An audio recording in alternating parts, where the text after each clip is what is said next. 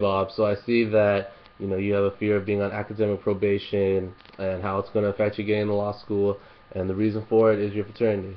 Well, hopefully this video will help you out, and everything I talk about in this video will be posted in the information box beneath this video, and you can go ahead and check it out. It'll be in order in the sequence that I talk about it, and hopefully this will ease your anxiety. So the first thing I want to mention is academic probation, because you mentioned that your greatest fear at this moment is being on academic probation. Um, and I would say you don't really have to worry about academic probation unless you've been on academic probation before. And there's two types of academic probation: a 2.0 academic probation and a 1.5 academic probation.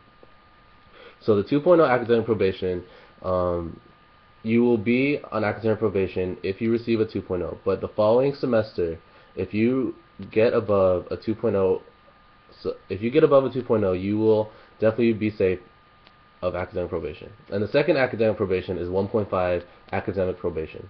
And the 1.5 academic probation, kind of same thing as 2.0 academic probation, but the following semester you would still have to receive a 2.0 or higher to stay off academic probation. And there is a link to a great workshop on the site. It takes about 20 to 45 minutes, depending on how smooth the ride is. That will help you through this anxiety. They will tell you about academic probation, the steps to overcome it, and who you can seek for help.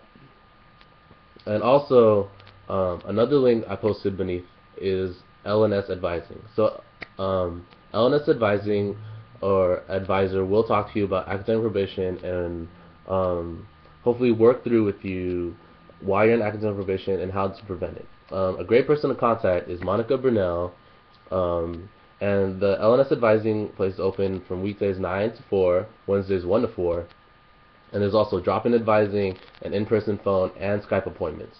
They're located in 206 Evans Hall. A second issue I'd like to address is your concern about law school. So a great thing about law school is they don't only take into consideration GPA. So another important factor is your LSAT score. As long as you score a really high LSAT score and hopefully get your GPA to a pretty acceptable GPA by the end of graduation, you should be fine. And also, I posted a link of the UC Berkeley Law School and admissions, and you'd be happy to know that not everyone has a really, really high GPA. But I would suggest studying for the LSAT, and a great person to talk to about this is Avisha in the EOP office. Great person, really great for your post-bachelor degree needs. And also, if you want to look into more detail about law school and get in touch with a person in law school right now, the Career Center has great resources. You could check out the Career Center peers, and you talk to someone just like you, undergraduate, or you can make an appointment with the Career Center counselor, which will give you a 45-minute gap to just talk about all your concerns about postgraduate endeavors. And the last thing I'd like to discuss is your involvement with your extracurricular activities.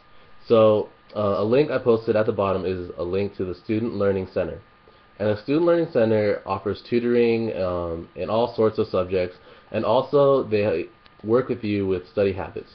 So if your study habits are kind of on edge, you're unsure about when to study, how to study, or how to study and do your extracurricular work, the SLC will definitely help you through it. They will sit down, talk with you, make a schedule, and a great person to contact for this is Gonzalo Arrizon, located in 144 Chavez, and they will definitely go through with you what I've discussed.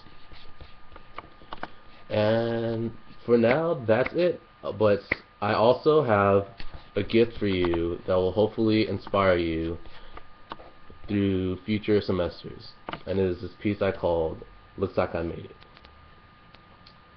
Looks like I made it, and from the wombs of war to the war in school, I made it from the ashes of my ancestors, and from the sweat off my elders, who picked up rice from the rice field, so tomorrow will look better.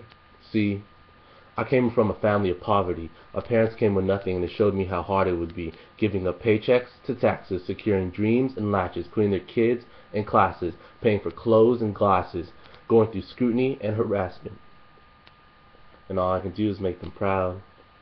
See, I went through elementary school where I picked up my ABCs in exchange for a new language. My native tongue lost, I learned a new language with anxious. Like paper and rain, words of my culture were smeared and stained. My mother spoke to me in pidgin and pain. Communication was painful and vain.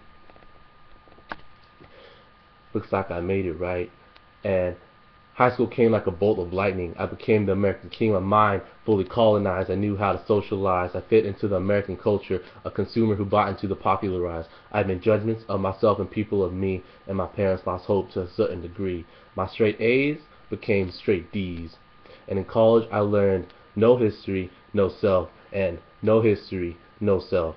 And from this lesson, my roots grew deeper and my knowledge grew steeper. Empowerment came in the form of pen and paper, rhythm and rhyme. Inspired through time, my life changed from black to white. I knew blacks and whites, wrongs and rights, struggles and fights. And eventually, I made my parents proud.